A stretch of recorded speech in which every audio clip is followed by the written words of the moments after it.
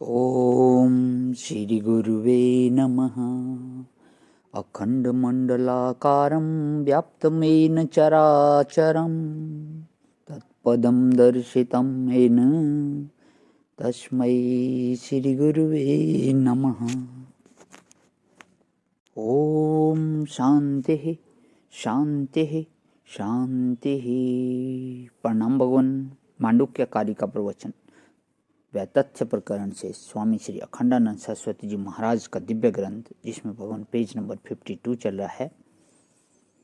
तो सत्संग जो था विराम हुआ था कि तो आत्मा स्वयं प्रकाश है। इससे आगे अब भेद क्या है? समृत तत्वेन विद्यते।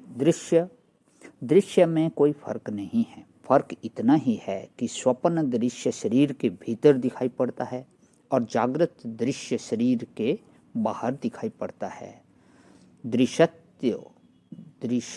दृश्यत्व हेतु दोनों तरफ समान ही है। एक ने कहा कि महाराज, सपना तो ऐसे दिखता है कि जागृत अवस्था में जो देखी सुनी बात होती है उसका संस्कार मन में पड़ जाता है, और जब आंख बंद होती है, न पूरी नींद आई न पूरी जागृत है, तो बीच में सपना आ जाता है। तब क्या होता है कि वही जो जागृत अवस्था में देखी हुई बातें हैं, सुनी हुई बातें हैं, उनका सपना आता है। इंद्र आदि का श्रवण होता है, स्वर्ग आदि का श्रवण होता है, और इनका भी सपना आता है। ये देखे हुए कहाँ होते हैं? सपना तो हनुमान जी का भी आता है। इनको कभी देखा है? कहाँ है? तो बोले भाई कि सपना संस्कार से आता है, ठीक है, लेकिन जो जागृत में दिखाई पड़ रहा है सो तो संस्कार नहीं है ना। बोले कि यह भी संस्कार है। यह कैसे संस्कार है? यह पूर्व जन्म का संस्कार है। ज्ञान के साथ जो संस्कार जुड़ गया है, उसी से जैसे सपना दिखता है वैसे ही यह जागृत दिखता है। संस्कार दोनों में है। संस्कारोपाधिक ज्ञान मूलक होने से संस्कार विशिष्ट अंतःकरणोपाधिक ज्ञान मूलक होने के कारण आत्मा को स्वप्न स्व एवं जागृत दिखता है। दोनों में समानता है। वहाँ का दृश्य भी संस्कार विशिष्ट अंतःकरणोपाधिक आत्मा को दिखता है, और यहाँ का दृश्य भी संस्कार विशिष्ट अंतःकरणोपाधिक आत्मा को दिखता है। तब फिर यह सपना और जागृति दोनों जब एक ही हैं, तब इनको दृष्टांत क्यों बनाते हो? दृष्टांत तो भिन्न वस्तु होती है, दृष्टांत अलग होता है। दृष्टांत अलग होता है जब कहेंगे कि राम की तरह श्याम है, तो राम अलग श्याम अलग। राम और श्याम में कोई समानता है? जिसके कारण बताते हैं कि राम के समान श्याम है, श्याम के समान राम है।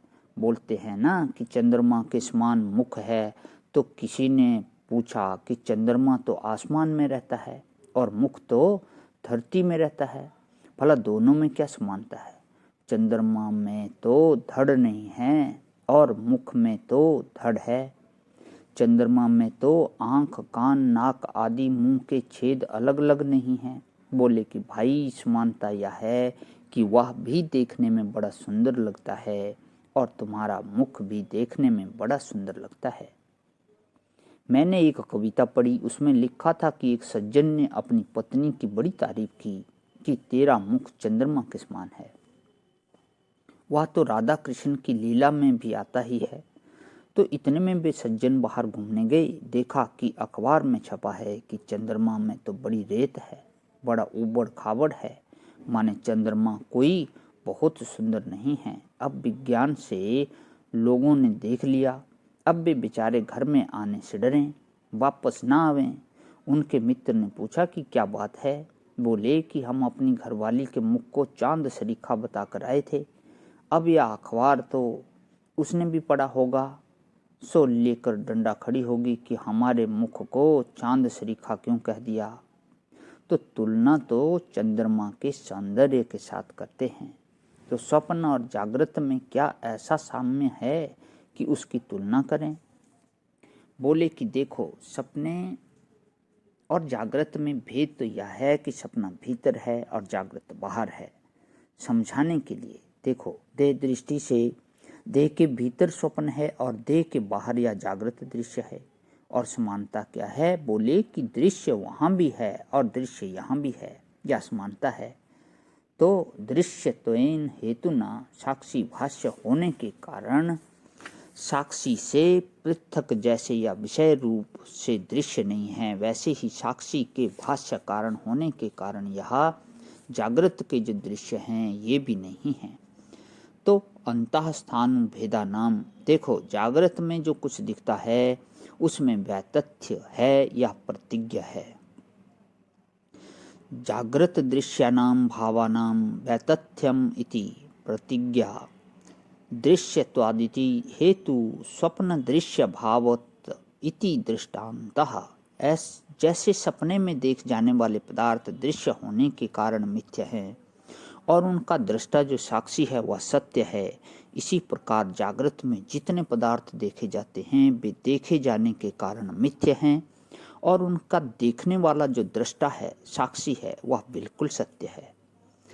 यथा तत्र तथा स्वप्ने दृश्य तो जैसी सपने में है वैसी जागृत में है। भेद क्या है? बोले कि समृत तत्वेन भीतर और बाहर का भेद है। और भीतर और बाहर का भेद काहे को है? देहाभिमान के कारण है। देहाभिमान को छोड़ दो तो भीतर बाहर क्या? प्रणाम भवन। ओम शांति शांति शांति।